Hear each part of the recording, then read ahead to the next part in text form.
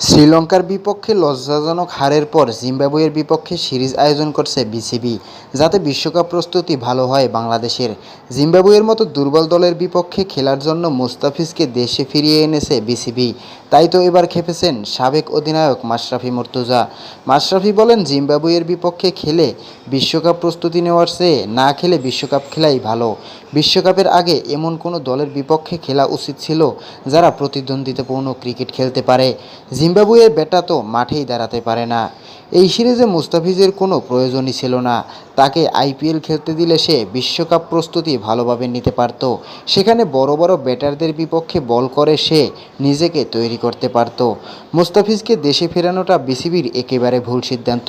সুযোগ থাকলে তাকে আবারও আইপিএলে ফেরানো হোক, কারণ চেন্নাইয়ের মুস্তাফিজকে দরকার এবং জিম্বাবুয়ের বিপক্ষে না খেলে আইপিএল খেলে বাংলাদেশেরও অনেক লাভ হতো।